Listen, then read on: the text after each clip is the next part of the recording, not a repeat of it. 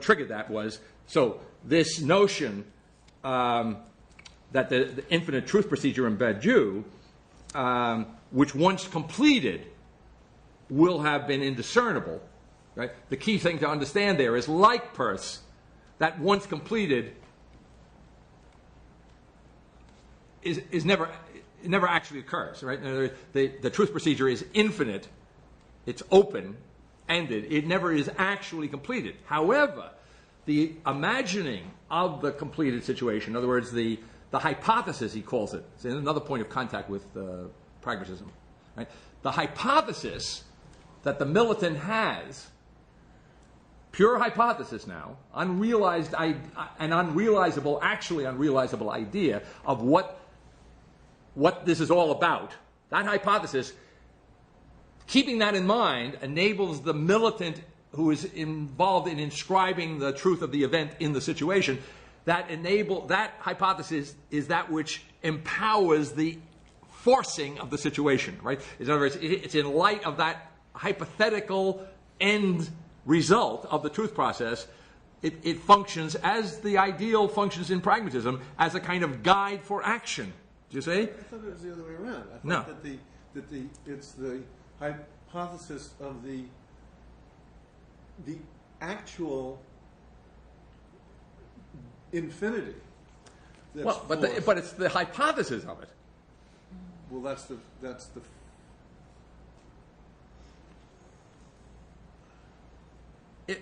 If you had an actual, if you could bring an actual infinity into the situation, you would have a totalitarian moment, right? So there's a certain forcing of the situation, which is okay in light of this hypothetical completion of the truth procedure, right? But one has to keep in mind that the completion of the truth procedure is merely hypothetical, because if you take it as, what do I want to say, literal, right? If you literally think that you have an understanding of the complete end of the truth, then you're going to become the totalitarian. You're going to become the evil guy. So I don't know whether this is a semantic problem or not. In other words, there's no actual completeness of the truth in the situation. But the point of the Paul Kuhn business is that there isn't any determination of the nature of that infinity.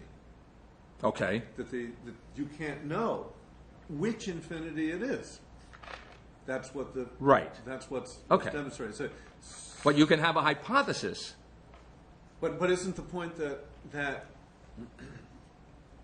what is the case is that it can't be brought to any kind of closure? Correct. That's true. But look at the other way around. If you said, well, I can never know, which Badiou says, there's a certain sense in which I can never know. I can know. In fact, it's kind of a parody of Kierkegaard. I don't think he intends it that way. But Kierkegaard's whole notion of faith is understanding that you don't understand.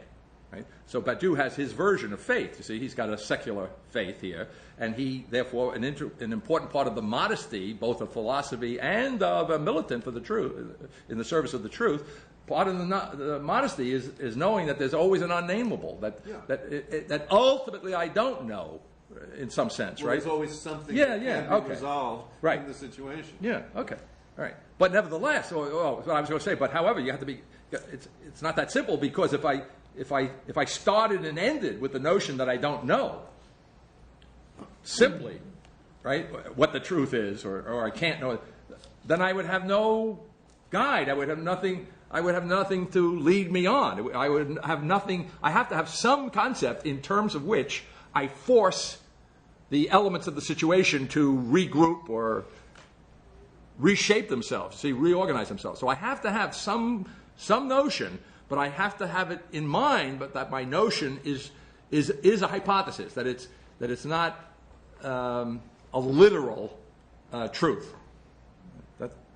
It's that dynamic. I don't think you can do without that. Sheer ignorance would be back to Socrates. No. But there's this. Socrates has no prescription. What he's trying to do is hold on to this truth procedure, but not allowing it to complete itself. Okay. All right. Right. I mean, yeah. I have no problem with that. That's right. Yeah, but you have to hold on to it without its ever being thought to be complete. Yeah. But I still need to have, in order to have in Dewey's terms, a guide for action. Some kind of projection of projection of what it would be like if it were completed. Otherwise, I would have no standard, as it were, in terms of which to reshape the situation. Okay? So it's not.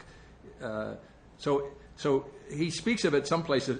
The militant is introducing, or the someone who is participating in the subjectivity of the event with the capital S is, or the event itself is introducing into the situation disorder. His word, I think, is disorganization. I flip it with disorder.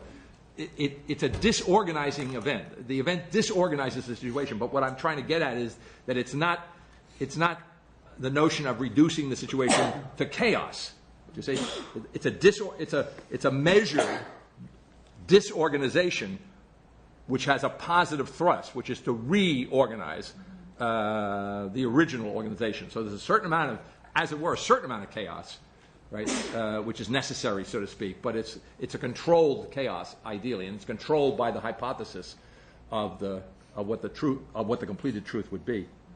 All right. So concerning the generic multiple, whose entire being is pure multiple without one, whose post-evental inclusion in a situation is the site of a truth, whose function is the material transformation of a situation in the wake of the event, Badiou says, quote, "Inasmuch as the unfathomable depths of what is present is inconsistency, a truth will be that which from inside the presented, as part of this presented, makes the inconsistency, which buttresses in the last instance the consistency of presentation, come into the light of day. What is maximally subtracted from consistency, from the rule that dominates and represses the pure multiple, a rule I call the count as one, can only be an especially evasive, indistinct multiple, without contours, without any possible explicit naming. Exemplarily, so to speak, any multiple whatsoever," unquote. But in the thinking now occurring, where the notion of existence has altogether displaced the notion of what is present, so that there is neither presence nor absence, where existence is absolute superficiality for the first time, there can be no secret. Now, I'm playing this audibly pun here. No secreting depths, secreting the inconsistency, or no secreting depths, secreting the inconsistency, or no secreting depths, secreting the inconsistency of the consistency of presentation. In the thinking now occurring for the first time, which, with respect to a truth that comes to be in a situation, it is essentially thought for the first time that nothing does not transcend the situation, and that nothing is included in the situation that it does not transcend. That is, that the situation is existence, and that there is nothing but the body that is existence. This a situation embodies the situation transcendence that is the body of bodies. To put it positively, with respect to a truth that comes to be in a situation, something included in the situation is something that transcends the situation. The something, now think of my little O that squaring itself is one, and the unum that squares itself is one. Right? So it's in the situation, and it's a part of the zero is part of the unum, and the unum is part of it. So it's not there's no relationship, right? But the identity, as it were, of the zero and the unum is not dependent upon that relationship, which is another way of saying that relationship is freed up, you see, to being one which is not a matter of interest. Right? Okay, so something in the situation transcends the situation, is the body of bodies itself embodied in being itself. If I put it in the logical terms, it literally in that sense, I guess the something in the situation which transcends the situation is the one, as opposed to the zero and the unum, right? If there is no situation other than the situation of existence, if the situation that is existence is the universe embodied in being itself, omnipotence itself, then there can be and is no consistency redundantly based on a fundamental inconsistency. There is no consistency, not immediately an inconsistency. It is not that there is a truth that mediates the inconsistency of a consistency, a situation, the truth of an event, but it is that there is a truth that is immediately the inconsistency of a consistency, a situation if you want, the truth of the absolute eventuality of existence itself, where eventuality is a loaded term, all right? In other words, not future, we use it that. Wait. language has corrupted us, right? So we speak of an eventuality. I mean, it definitely has a connotation of the future, right? Which immediately takes our eye off the eventuality, which is actually the here and now. This is the eventual, right? We're so what? Right? So it's like we're kids. We don't really appreciate what we've got. So I just bought you a truck. No, I need that truck. You see? Now, but you should appreciate this because the consumerism is based on this deep misunderstanding about what it means to exist. Right? So it's not that Badiou and the thinking now occurring don't have any shared. There are numerous points of intersection here, right? But there's this deep divergence, right? Insofar as what I'm really saying is he's not radical enough. That's the problem. Right? He's a revolutionary, but he's a little with a touch of, as revolutionaries often do, a touch of conservatism, as I'll point out more specifically later on in one of these texts. All right. So it is not that there is a truth that mediates the fifth line, I think. There's nothing but existence for the first time. There is the perfect eventuality of the world here and now, where being itself does not contain an event, as if it were an immanent supplement to being itself, as if nothing were transcendent to being itself, as if there were no actual act of creation, as if existence were a matter of presence and absence. There is the perfect eventuality where being does not contain but embodies what is not being qua being, embodies the event as something transcendent to being itself in the actual act of creation. Badiou's thought of the generic as the especially evasive, indistinct multiple without contours, without any possible explicit naming, this Platonism of the multiple is at once the notion of the generic subject that possibly comes into being with the event that supplements the situation. Badiou writes earlier in the manifesto, quote, I have shown that the decisive function of the poets of the age of poets was to establish that access to being and truth presupposed the destitution of the category of object as an organic form of presentation. The object may well be a category of knowledge, it still hinders the post-evental production of truths. Poetic objectivation, the condition of an opening to our epoch of a disoriented one, authorizes the following philosophical statement in its radical nudity.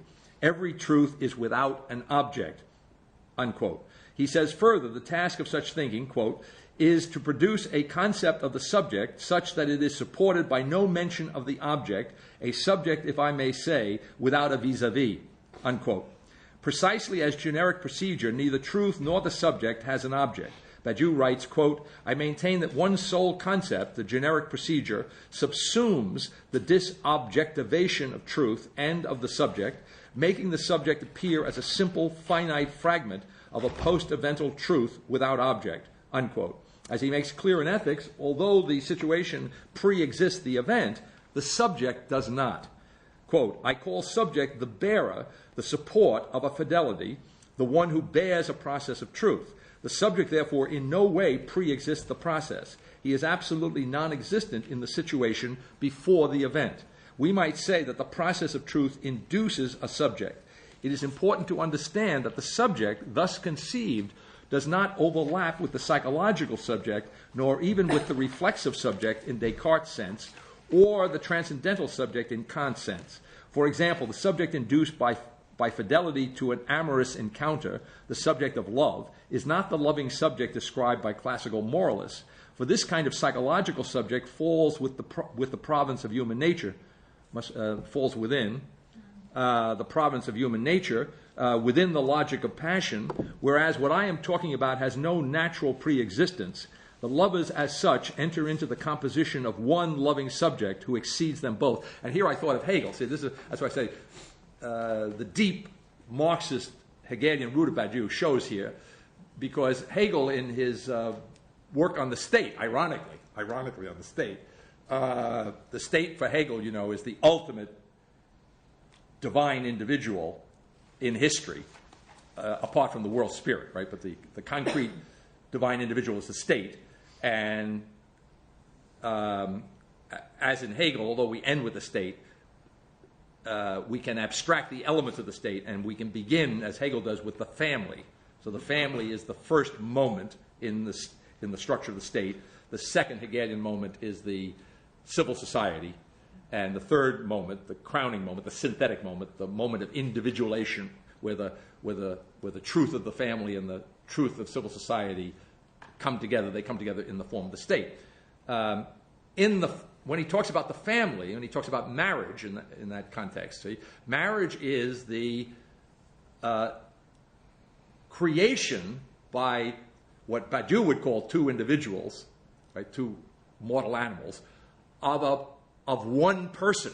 So the married couple, right? So it's the old biblical idea that they are two in one flesh, right? So the biblical idea of the one flesh of the husband and wife.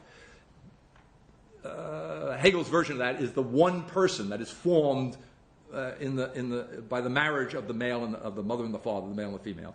And Badiou reflects that in he's generalized it, of course, in the context of genericity. He's generalized the notion that what the subject of love is not those individual who the man and the woman or whoever it is, the lovers. It's as in a Hegelian sense, as it were, the synthesis. It is that, in Badiou's terms, it's that which they make. It's that which they compose. It's that which is compiled of them. It's that in which they participate. Okay, so the lovers as such enter into the composition of one loving subject who exceeds them both. In the same way, the subject of a revolutionary politics is not the individual militant any more, by the way, than it is the chimera of a class subject. So now he's taking a shot at Marx, right? So Marx's too obvious idealism, right, is Marx objects to Hegel because when Hegel talks about the subject, he's talking about the ultimate subject is the world spirit, the absolute idea, whatever, and then politically it would be the subject, the ultimate subject would be the state for Hegel, and then if you want to embody that, it would be the monarch who somehow embodies the state. You see, but that's and Marx's critique of Hegel is the subjects are all these guys running around on the floor of the factory. Those are the real subjects, you see, and he accuses Hegel of taking the concrete subject and which is a predicate of these living individuals, and he's made the predicate into a subject. He's hypostasized the predicate is Marx's critique. Okay, but when Marx does that, he comes up with his own abstraction, right? So in other words, all right, so he's more concrete. He's redistributed the Hegelian subjectivity among the real bearers of the predicate subject, you see, the real concrete. But then he has classified them. He's introduced an abstract notion. So Badiou wants to get away from that. So he would ideally, you see, get rid of all. So the class structure is already an overdetermination. Right, really, an overdetermination of the event, of the revolutionary event. But then he adds the immortal, which is another version of that. Joe Hill. Okay, maybe. I don't. Except that the immortal is still generic. It's still a generic notion. The immortal can be very different, specifically in different situations. So I think in that sense, you don't have the static final solution kind of idea that Marx has, and that's why, in one level, Badiou remains always unsatisfying. But he would consider the unsatisfactory nature of the genericity and generality of the subject, even the immortal, right? It could be the immortal in one situation, it could be Mao, in another situation it can be Mozart. But not even Mozart, though. I have to be careful there. No. It's Mozart's music is the immortal. Yeah. It's right. Mozart is just he's just lending himself to the project, right? So what we call Mozart, what we mean by Mozart, we don't really mean we mean the music, right? And so in other words, the immortal is not necessarily music, and it's not necessarily any style of music. To say, and so he says, and I'll quote him in one of these papers. So there's no progress, even though we have a succession of epochs of creativity in music or in anything, or in politics or anything else. There's no progress. We don't have that American pragmatic sense of, well, at least overall, there is some kind of approximation of an ultimately good reality. He doesn't have that. But he's been burnt See? Modernity has been burnt. Sort of the 20th century and the collapse of the modern project, so to speak, or the belief in the modern project and so on. This is a very modest recovery from that, but it's meant to be so, right? So it's not. So in that sense, it's not a deficiency. It's part of the excellence of what he's offering. That is excellence in its own terms. It's consistent. All right. So in the same way, the subject of revolutionary politics is not the individual militant any more, by the way, than it is the shimmer of a class subject. It is a singular production which has taken different names. So sometimes party, sometimes not. So it doesn't have to be communism in the literal and specific sense. You see, it can be in the eternal Platonic sense. It can be if it's good, it's going to be communism, but it may not bear that label. It's Joe Hill. I don't know Joe Hill. You know the famous Marxist song. You know, I dreamt I saw Joe Hill last night, alive as you or me. You know, he never. Okay. I said you were dead, but I never died, said he, and he's this worker who was killed in a. Yeah. Okay. Yes, that's right. To be sure, the militant enters into the composition of this subject, but once again it exceeds him. It is precisely this excess that makes it come to pass as immortal. Or again, the subject of an artistic process is not the artist, the genius, etc. In fact, the subject points of art are works of art. And the artist enters into the composition of these subjects, the works are his, without being able in any sense to reduce them to him. And besides, which him would this be? Events are irreducible singularities, the beyond the law of situations. Each faithful truth process is an entirely invented, imminent break with the situation. Subjects, so there's that's the creative aspect of Badiou's thought, right? Every truth process, faithful truth process, is an entirely invented, entirely original in some sense, but imminent break with the situation. Subjects which are the local occurrences of the truth processes, points of truth, are particular and incomparable inductions. It is with respect to subjects of this kind that it is perhaps legitimate to speak of an ethic of truths. What I will call in general the ethic of a truth is the principle that enables the continuation of a truth process, or to be more precise and complex, that which lends consistency to the presence of someone in the composition of the subject induced by the process of this truth. What is to be understood by someone? Someone is an animal of the human species, this kind of particular multiple that established knowledges designate as belonging to the species. It is this body and everything that it is capable of which enters into the composition of a point of truth, always assuming that an event has occurred along with an imminent break, taking the sustained form of a faithful process, unquote. The subject is an incomparable particular induced by an event. Qua unique particular, it would so far qualify to be a person, as the thinking now occurring understands persons, but the subject is not a person, but is composed of someone's or someone's, a living human body or living human bodies, living bodies of the species Homo sapiens. Badiou says, quote, if the rights of man exist, they are surely not rights of life against death or rights of survival against misery. They are the rights of the immortal, affirmed in their own right, or the rights of the infinite exercised over the contingency of suffering and death. The fact that in the end we all die, that only dust remains, in no way alters man's identity as immortal at the instant in which he affirms himself as someone who runs counter to the temptation of wanting to be an animal, to which circumstances may expose him.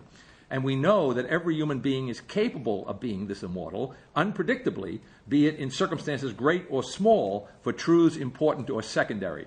In each case, subjectivation is immortal and makes man.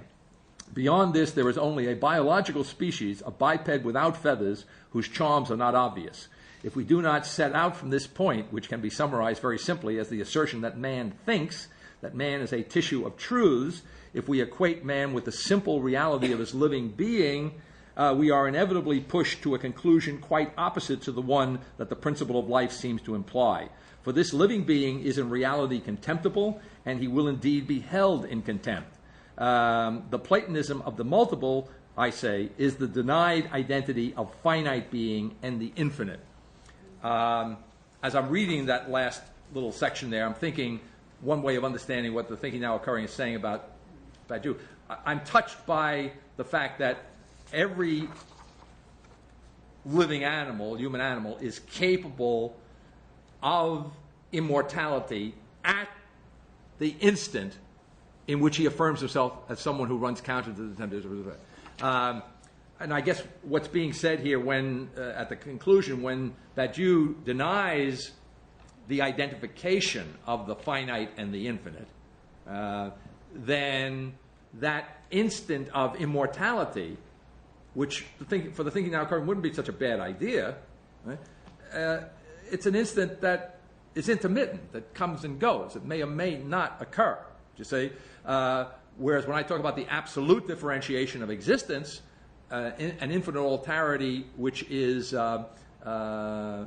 existence itself, that is absolutely existence, and so when I talk about the absolute now, right, I'm saying in effect that instant of immortality is always absolutely now. It's always here. It's not something you have to go looking for, right?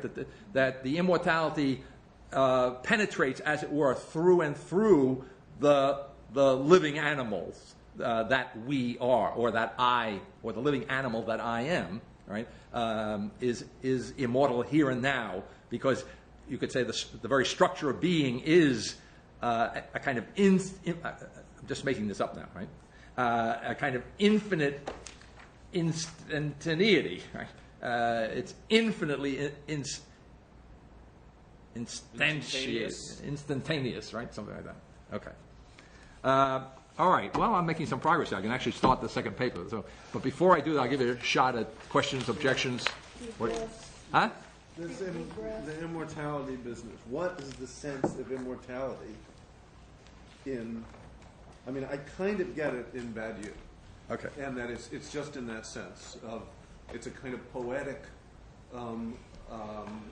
calling to a subjectivity that's not my subjectivity, except in the moment that I affirm it, right, through my ability to act in accordance with a truth to which I'm faithful. Mm-hmm. So my Joe Hill example is it, and it has this huge resonance.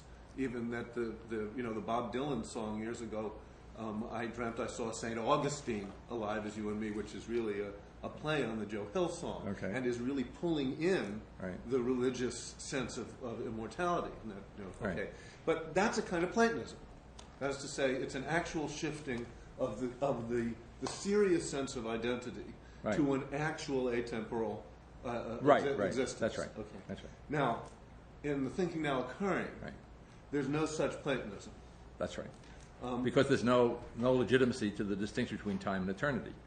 Okay, but that's what I'm always trying to get you to talk about a little bit more, because that's another topic. Well, okay, but it's come on, it's the topic of, well, it's not of easy. The distinction between immortality in Badiou and in TNO.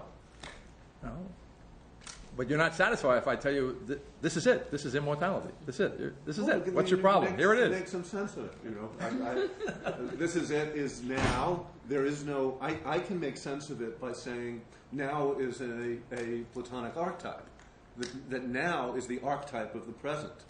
And well, I think it occurs instantaneously, and the true identification of the now is that atemporal archetype. That makes sense to me. But you seem to deny that. And if you don't deny that, I don't see how. Yeah, I deny. I think I deny that.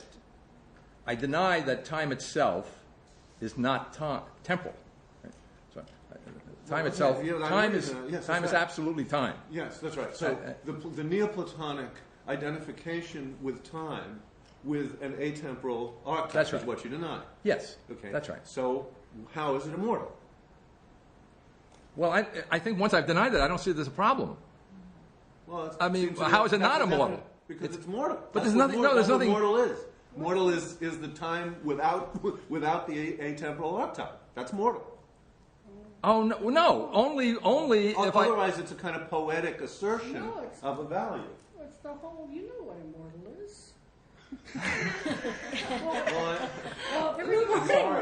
I'm sorry, but I parse it in the Neoplatonic direction, as that's the poetry that makes sense to me. If we're mortal, we have to do certain things to persevere in being. We have to, in other words, to live, you have to eat, and if you have to eat, you have to. So the notion that my mortality and my interest, having an interest in the sense in the negative sense in which he's using the term, those are just reciprocals of one another, right? So I guess I don't know whether, since I think you're kind of a proto-Platonist yourself, so I don't know whether you're going to be satisfied with this. But in other words, I'm going in the direction of saying, if I wanted to define what do I mean by immortality here and now, in this context, practically speaking, I want to deny that I need to, in my concrete living human animality, I want to deny that in order to act in his language disinterestedly, I have to somehow or other exceed myself. So to the extent to which I can, without being anything other than exactly who I am as a concrete living human being, act disinterestedly, then without having to transcend, I am, in this sense, immortal. It's semantic in the sense that immortal is carrying the weight of interest. Mortal is carrying the weight of interest. Right. But for me, it carries the rate of radical transiency. Okay. So my view is not exactly Platonistic. Well, mortal it's Parmenidean because I only recognize but you a see single that, atemporality. But Plato was a Parmenidean. No, he's not. Plato is a denial of Parmenides. In fact, the business about Parmenides affirming being and non-being is not what is in Parmenides. Precisely that's what's denied. Okay. There's only being. There's no being and non-being. Well, that's for the Parmenides seminar. Yeah. Okay. I am really very stupid. I'm so slow and dense, right? So I'm writing all this stuff, and I'm sitting there one day and I'm thinking, well, wait a minute. I'm writing an ethic of simplicity. If you're writing an ethic, you must have some idea of what the good is. Right? Now, I had written it down on the paper. I had already done this, but I hadn't noticed. Right? So I'm saying, well, what do I think the good is? Which would be a way of saying, what do I think immortality is? Right? And the good, it turns out, in the ethic of simplicity, is to create the world. That's the good. Okay? The good is not compassion. It's not not perseverance in being, which would be Spinoza or whatever.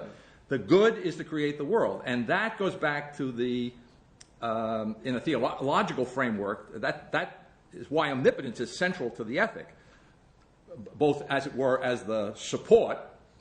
The embodiment is, as it were, the support in the sense that it liberates each member of the body to be disinterestedly related to every other member of the body, you see. But the omnipotence factor, translated ethically and into the consciousness of the thinking now occurring, is that what is omnipotence all about? It's about creating reality. Otherwise, omnipotence has no meaning historically, right? So if you talk in traditional terms that man is created in the image of God, speaking of Augustine, that man is created in the image of God, to Augustine would mean that he has understanding and will, and what's the third one? Memory, right? So the human soul, memory, right? I almost forgot that.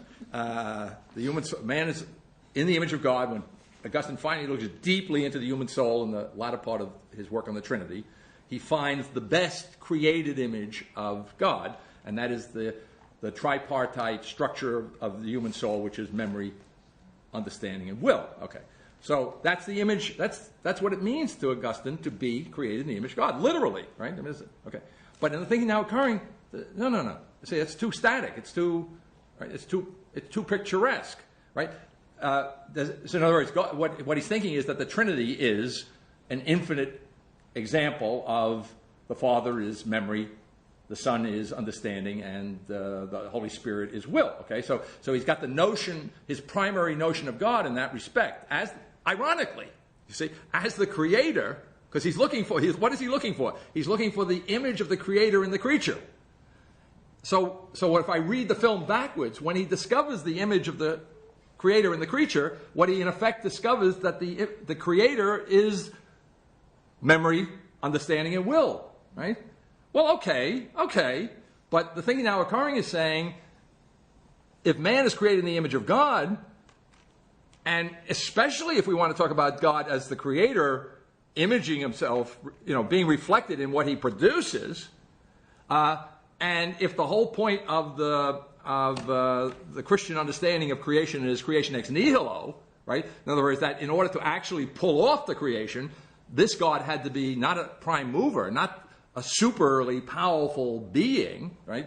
Not James's finite God, but had to be infinitely, and in the sense of omnipotent, having no limitations, the proof of which was he could create a world having no matter to work with, right? Produce it totally. That's where the modern notion of totality comes from, as I think we stressed in the foundation class. Well, then, really, when it comes, in other words, that quality, if we want to use that term, of the God who creates the world ex nihilo, the key, central, essential quality of that creator is his omnipotence. That's what distinguishes him, right? So if that creator is going to create in his image, it'd be kind of cheating, wouldn't it, to give us will, understanding, and memory, and hold back, see, in withdrawing from the independently created creature, hold back on the key element. You want me to be in your image? Give me some of that omnipotence. Right? That's right. And so I'm saying we didn't have to negotiate that. That's already been done because omnipotence loves what it does. So is God subject to time? No, I would think not. What do you mean? It depends on what you mean by subject to time. Nothing is subject to time. Well, in giving... Has God entered into time and made a difference in time? Yes. Yes, okay. But in giving man that creativity, right, doesn't he also give him that complexity of, or simplicity of a relationship between an atemporal and a temporal? No. No, you see, sorry. Used to be. I'm saying that you can go back. If you go to the library, you'll find thousands of books. Withheld what is an essential part of his creativity. What is that? Which is this interrelationship between an atemporal and a temporal. There's no such thing. How could it be an essential part of his creativity? Because you just said that... It's a projection. It's a projection. What's a projection? The distinction between time and eternity is something that was invented at the beginning of Western philosophy, and we've been working our way out of it, so to speak, and now we're out. We're finished with that. And we did it. The out is purely temporal. Yes, but not... I have to be careful when I say yes to you. It is purely temporal, but not in the sense of which temporal might be contrasted with eternal. Okay, but that's what we're wanting to parse. Okay. Because I'm not a Platonist in that. You're a Parmenidean. And the Parmenidean is attempting to hold to exactly that lack of distinction between a Platonic distinction between time and temporal. All right. So I'm just never sure whether we're together on that. Okay. Well, we're close if we're not actually. All right. But you can substitute change, right? For temporal. Yes. Well, but that's I don't know what that means. That's not so easy. Okay. The business about the null set containing itself. You mean containing itself in the sense of subset, not in the sense of membership. Correct. Because membership, the definition of the null set is for any x is not a member of the null set. Okay. So the null set is not a member of the null set. It is a subset of the null set. Okay. That's fine by me. Okay. Let's break into this ethic of simplicity, which will get us closer to Serena's concerns, I hope. If not before we break this morning, certainly by the end of the day. So on the opening page of the second paper, Badiou privileges a universalizable singularity over the particular, the universalizable singularity that comes to be in fidelity to an event that occasions a truth procedure traverses the particular. The truth that comes to be is indifferent to differences. What is to be made of this? For the philosopher Badiou, the death of God signifies the death of the one. The death of the one signifies the death of the notion of totality. If we understand Nietzsche to be a thinker for whom the death of God also meant the death of the one, how is Badiou related to Nietzsche? In Nietzsche, the death of the one did not portend a universalizable singularity, but rather a radical particularizing of totality, a totality of particulars without unity, an irreducible duality of ascending and descending lines of human beings. Nietzsche himself was a piece of fate. Commenting on Nietzsche's attack on Paul in the Antichrist, Badiou says, quote, to say that Paul shifted the center of life out of life into the beyond, into nothingness, and that in so doing he deprived life as such of a center of gravity, the Antichrist 43, is to maintain the very opposite of the apostles' teaching, for whom it is here and now that life takes revenges on death, here and now that we can live affirmatively according to the Spirit, rather than negatively according to the flesh, which is the thought of death. In reality, the core of the problem is that Nietzsche harbors a genuine loathing for universalism. Not always. This mad saint is a violent living contradiction, a breaking in two of himself. But where Paul is concerned, yes. The poison of the doctrine, equal rights for all, this has been more thoroughly sowed by Christianity than by anything else. That's Nietzsche. Where God is concerned, Nietzsche extols the virtue of the most obstinate particularism, the most unbridled racial communitarianism. Formally, quoting Nietzsche, he, God, represented a people, the strength of a people, everything aggressive and thirsting for power in the soul of a people. There is, in fact, no other alternative for gods. Either they are the will to power, and so long as they are that, they will be national gods, or else the impotence for power. What Nietzsche cannot forgive Paul for is not so much to have willed nothingness, but to have rid us of these sinister national gods, and to have formulated a theory of a subject who, as Nietzsche admirably, albeit disgustedly, puts it, is universally a rebel against everything privileged. That's reading Paul the way the Jesus seminar reads Jesus as a revolutionary in the Badiou sense.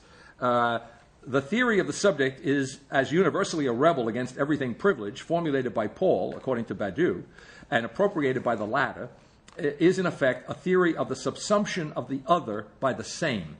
In the conclusion to St. Paul, Badiou writes, quote, "Thought becomes universal only by addressing itself to all others, and it effectuates itself as power through this address. But the moment all, including the solitary militant, are counted according to the universal, it follows that what takes place is the subsumption of the other by the same. Paul demonstrates in detail how a universal thought, proceeding on the basis of the worldly proliferation of alterities, the Jew, the Greek, women, men, slaves, free men, and so on, produces a sameness and an equality. There is no longer either Jew or Greek, and so on. The production of equality and the casting off in thought of differences are the material signs of the universal," unquote. The key phrase in the last sentence is "in thought." The production of a sameness and an equality in thought is ultimately intelligible as the form of world transcendence peculiar to Badiou's non-dialectical philosophy. The world into which a sameness and an equality is introduced is other than the thought producing the latter. The change effected in the world by the subject's immanent fidelity to a chance event takes the form of an immanent world transcendence. Speaking of the exemplary...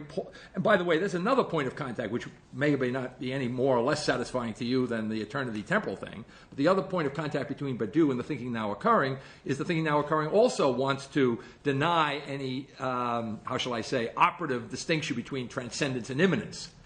So to the extent to which Badiou insists upon the transcendence of the situation being immanent to the situation, he's at least in the... He's in the area. He's in the neighborhood, at least. Speaking of the exemplary Pauline instance, Badiou writes, quote, "That hope is the pure patience of the subject. The inclusion of self in the universality of the address in no way implies that differences should be ignored or dismissed, for although it is true, so far as what the event constitutes is concerned, that there is neither Greek nor Jew, the fact is that there are Greeks and Jews, that every truth procedure collapses differences, infinitely deploying a purely generic multiplicity, does not permit us to lose sight of the fact that in the situation, call it the world, there are differences. One can even maintain that there is nothing else, quote, unquote. For Badiou, what there is nothing else than differences. What there is infinite alterity. For Badiou, infinite alterity is, the situation is, the world is. In the thinking now occurring, this infinite alterity that is the essence of the world is otherwise than being, neither being nor not being. Infinite alterity, what there is, the essence of the world, begins absolutely now. It is neither that the situation itself, the world itself, is, nor is it that it is not. The world itself, the situation itself, begins absolutely now. Infinite alterity otherwise than being, essence, the exception to essence, beginning absolutely now. But for Badiou's world-transcending subjectivation of the subject, in the wake of the death of God, of the death of the One, the world remains as the non-sublatable substrate of infinite differences. So that's another way of understanding the difference between him and Hegel, right? So Hegel would not, what I call that ground floor, that thought for Badiou, the thought of the event, does not penetrate, right? Does not take responsibility for the, as it were, the givenness of what there is. I mean, Hegel would not stand for that, right? Hegel would have to reduce everything, lock, stock, and barrel, to the dialectic of an absolute subjectivity. Differences are subsumed by sameness, but not thereby sublated. That's the Hegelian idea of Aufhebung. Differences are not contradicted, but supplanted by the universal. That's the idea. In other words, I'm drawing the distinction here between sublation and supplementation. A supplement does not reduce to nothing and reconstitute on a new ground what went before. That's too absolutist for Badiou, right?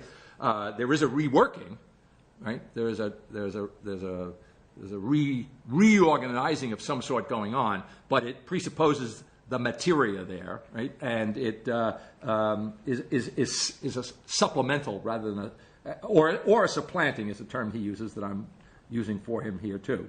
So they're not contradicted but supplanted by the universal, therefore supplanted in the form of an infinite procedure, the conception of whose completion is the creative fiction, this is what we were talking about earlier, right? Is the creative fiction that forces the transformation of the situation. So when I say that the ultimate completion of the infinite truth procedure is never actualized, Badiou, one way in which Badiou formulates that is that it is the notion of its completion is a fiction.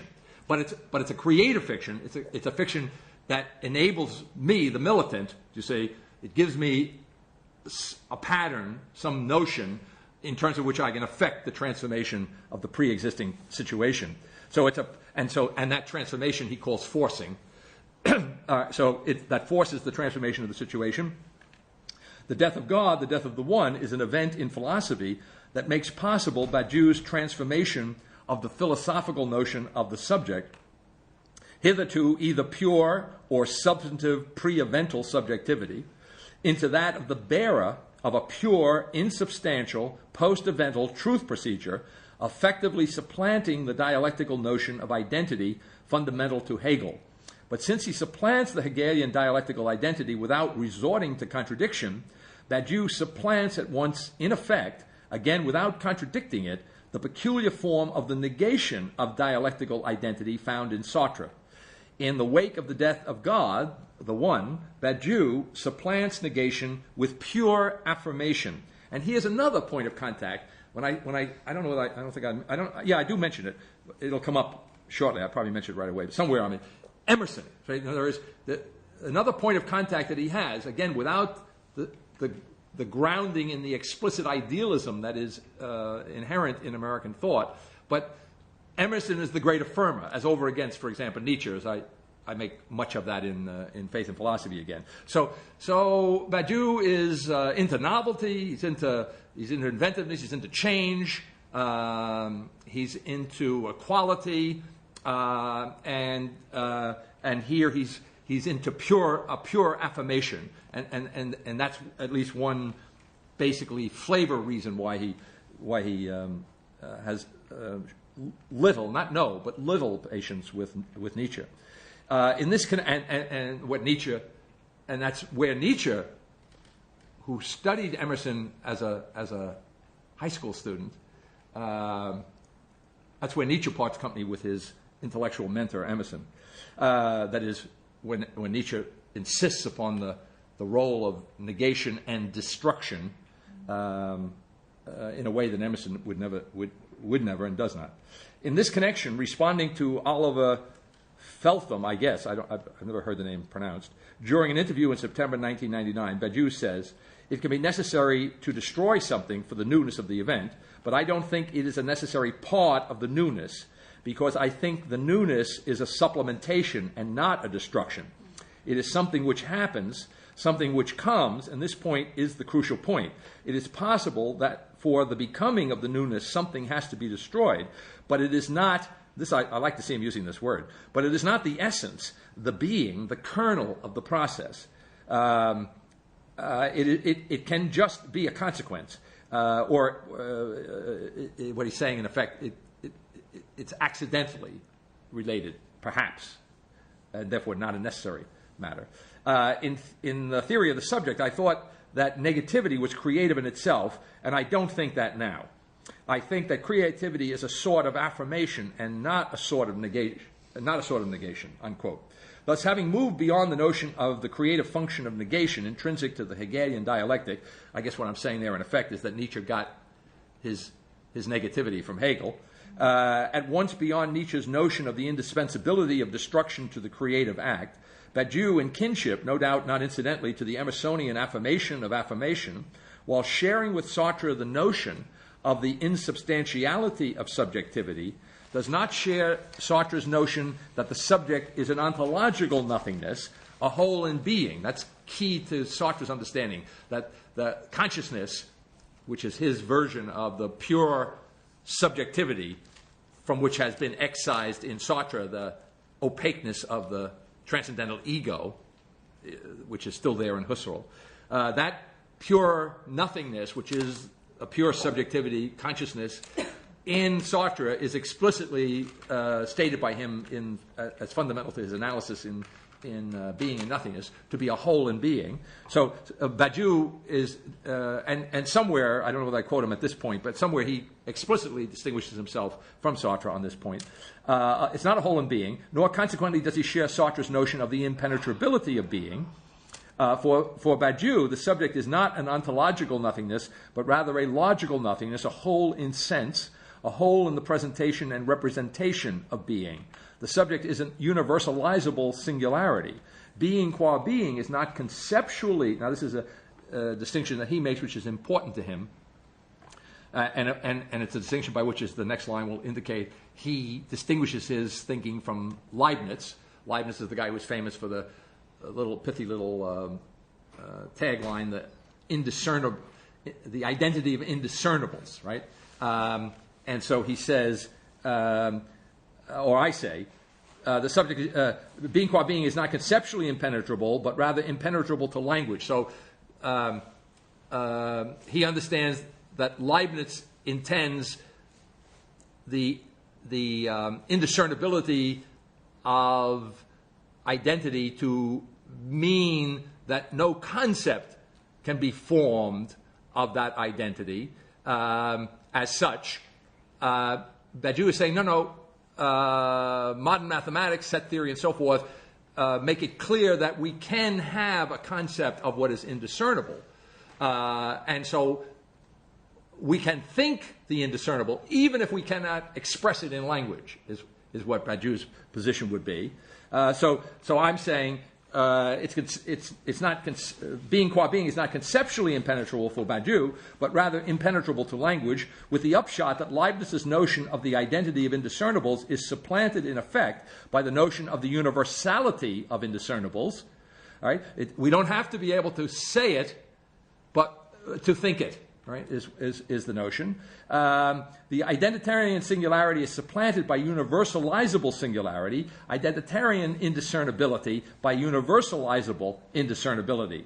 But indiscernibility lives, right? The generic is alive and well. So another implicit here, another difference being made between the thinking now occurring and Badiou is in the thinking now occurring, in principle, it is denied that there is any indiscernible. So if I apply it to his situation, he'd be very upset right away, be very nervous, because if I apply that ethically, it would appear that we would be in danger of saying there's no unnameable, of the totalitarianism of the evil subject, you see.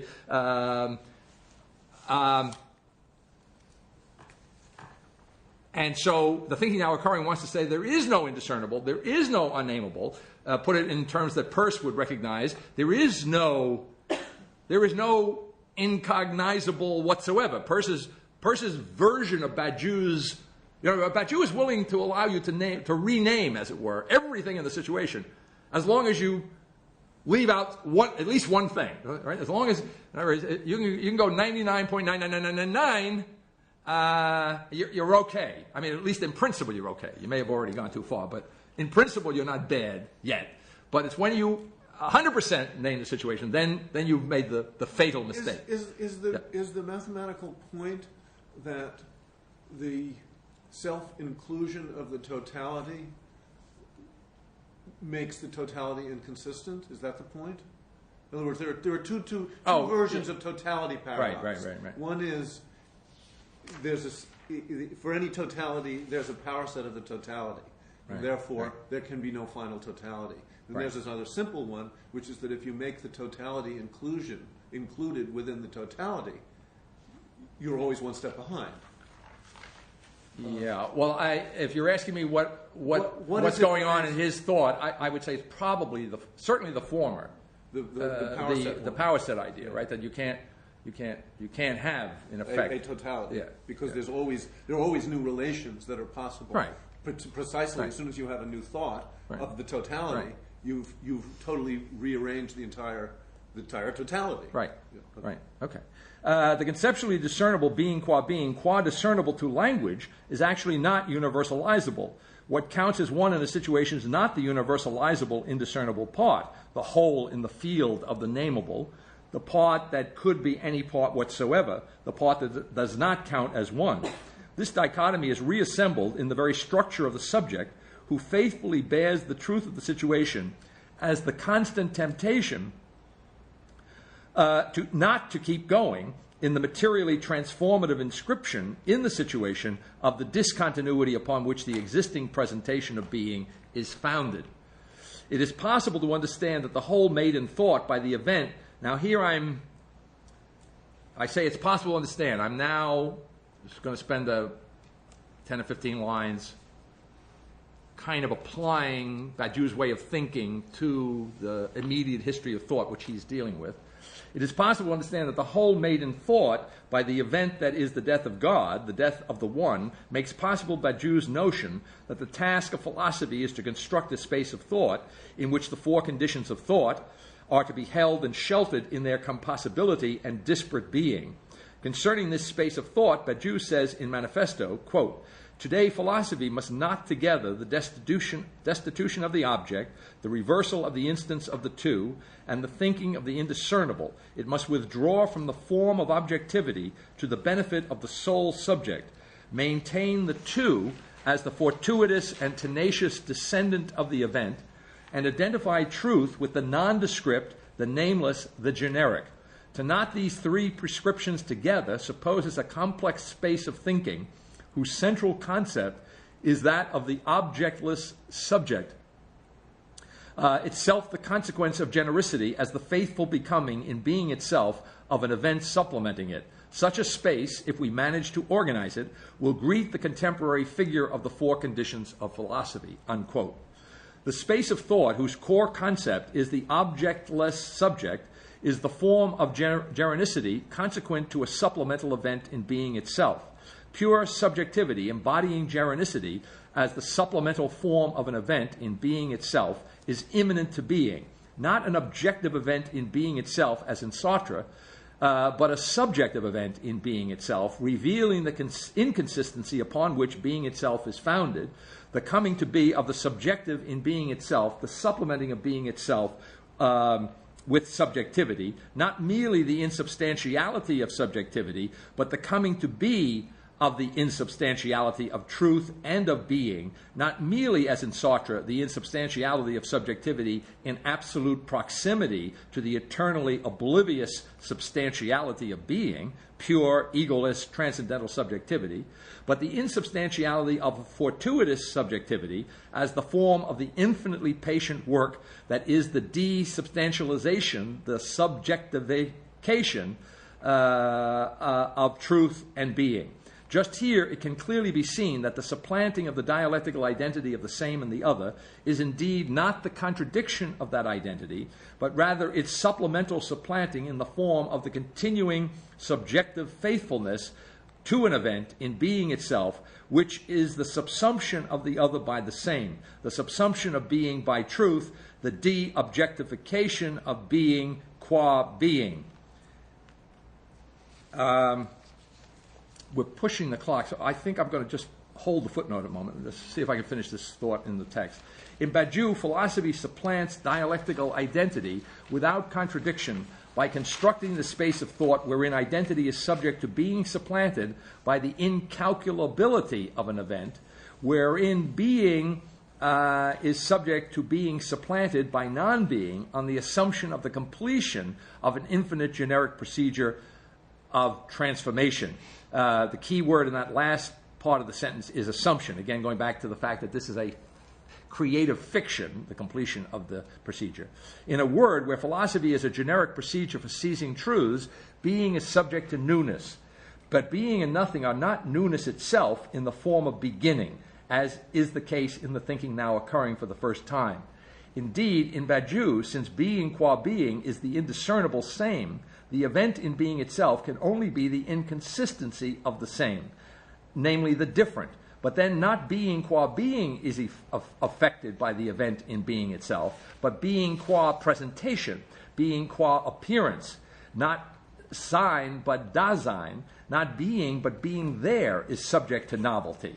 The question raised by this fact was put to Badiou by Oliver Feltham as follows. We know how to proceed from non-ontological situations to the situation of ontology, abstraction, subtraction, but how can the ontological difference be traversed in the other direction, in a positive manner? Badiou's response put the question out of play. He says, quote, it's the same problem. There is just one question, and it is, what is the difference between different situations? I think it is the question. For you, he says, right? Not for him. The moment of thinking from concrete situations is by subtraction and abstraction, and the question is how can we go in the other direction from ontology to concrete situations? But I think we don't have to go in the other direction. We have a concrete situation. We can think the ontological, you can see the closeness to the thinking now occurring here. See? We have a concrete situation. We can think the ontological structure of that situation. The crucial point is, are we able to understand the situation from the point of view of truth or only from the point of view of knowledge? If we can understand the situation from the point of view of truth, then there is a process of truth which is irreducible to the ontological categories. When we are in a political fight or in love or in a concrete artistic creation, we are not in the ontological situation, right? And the ironic analog in the thinking now occurring is that when we are existing, we are already in the ontological situation. So there's no question about it, you see? But it's the same, I would say, it's the same ethical flavor, similar ethical flavor at that point. In truth, Badiou has supposed that the thinking of being qua being is accomplished in mathematics, and that to embrace its conditions and make them come possible, philosophy must determine the what is not being qua being, the event. In Badiou, the resumption of philosophy after the death of God, the death of the One, is a new beginning in which philosophy surrenders to mathematics the thinking of ontology as such, surrenders to mathematics the thinking of mathematics as such, in principle generally surrenders to its conditions the thinking of themselves as such, contents itself with not being the thinking of its conditions, with thinking the not being of its conditions. Moreover, although no longer suturing itself to any one of its four conditions, while constructing the void of thought within which to gather and shelter the disparate domains of politics, art, science, and love in their compossibility, philosophy quite consistently understands events within those domains to be part and parcel of its conditions, part and parcel of the conditions of philosophy. So it is that with a good philosophical conscience, Badiou puts out of play the question of going from being qua being to the situation. Badiou thinks the inconsistency of the situation as the coming to be of a truth that is the same for all, but he does not think the inconsistency of the same, that is the coming to be of the situation, especially he does not think the coming to be of different situations in their difference. We may understand that if he were to think the inconsistency of the same would be a situation. But although every situation can be thought to be inconsistently the same cannot be thought to be so. That is, the same cannot be thought to be a situation. That is, the same cannot be thought to be a unity. The same is the accountability of the infinite multiplicity of being qua being. Badiou says in a response to a question from Oliver Feltham, if history is constituted by events and generic truths, there is no unified history. There is nothing like history. There are historical sequences, a multiplicity of historical sequences. I think it is necessary to speak of historicity and not of a history. I think there is a profound historicity of truth, which is quite natural, since truth is a process and not a donation. But there is not a history of being, nor a history of truth. Rather, there are histories of truths, of the multiplicity of truths, so I am neither a Hegelian nor Heideggerian, unquote. Badiou thinks the multiplicity of the same, but not its unity, which in effect is the reason why there is no reason for the coming to be, not only of a truth imminent in a situation, there's no reason for the event in the situation, just happens, thank God, you might say, not only a truth imminent situation, but especially no reason for the coming to be of the situation itself. Right? Especially no reason for the coming to be of that whose being remains the same, despite the fact that its logic, appearance, is transformed by the immanent truth procedure that comes to be within it. I think I'm going to stop there because if I keep going, I'll keep going, and we're a little bit past the time. So we'll pause there. I'm happy to take any quick questions if there are any. Otherwise, we'll pick it up. At what time? 3 o'clock? 3. I thought we said 2:30, but maybe I thought it was 3. Did we say 3? 3 sounds good. Wasn't it 3 to 5:30? I think that's what it was. Okay, yeah, I just forgot.